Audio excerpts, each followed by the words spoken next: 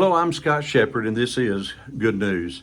Well, today's Friday, and if you followed me over here from our Facebook channel, remember we're going to have Fridays as just kind of a fun Friday.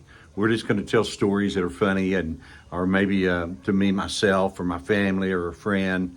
And we're just going to have fun on Fridays. And so today, being Friday, we're going to continue talking about squirrels and the day that a squirrel went cujo on myself and my family.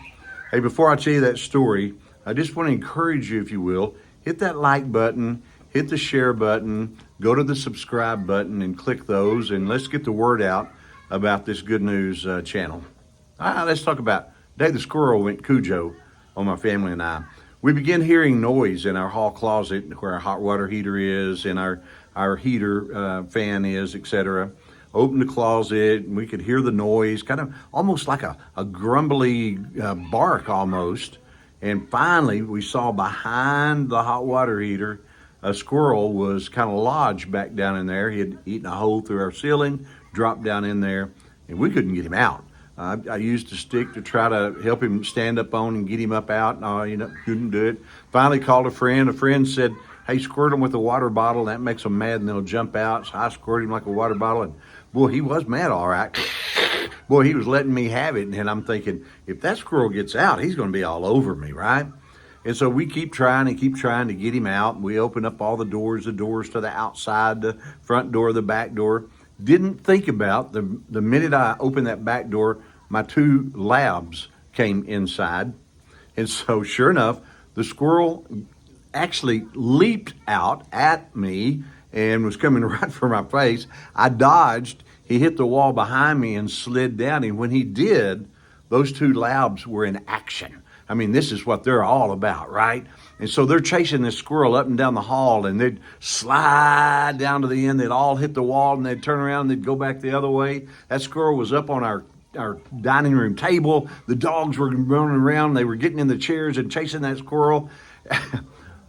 My son-in-law was standing in a chair screaming at the squirrel. And so you had this whole commotion going on. The dogs, and they're barking and growling, and the squirrel's barking and hissing, and my son-in-law's screaming, and I'm trying to get him outside. And finally it dawns on me, I had a big fishing net out in my shed, and I went and got that big fishing net. Here he comes by me, and I scoop him up and take him outside, and the rest is history. The day the squirrel went cujo on my family, a lot of fun. That coming Christmas, every gift my son-in-law got had to do with a squirrel. We probably let him have it pretty hard about that whole situation, but that was a funny thing of getting that squirrel out.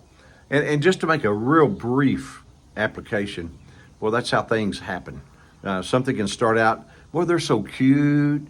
Squirrels are so cute when they're in your yard, not in mine, when they're not in my attic eating my wires. They're so cute, how they stand up on their back legs and eat them pecans. Oh, that's so cute.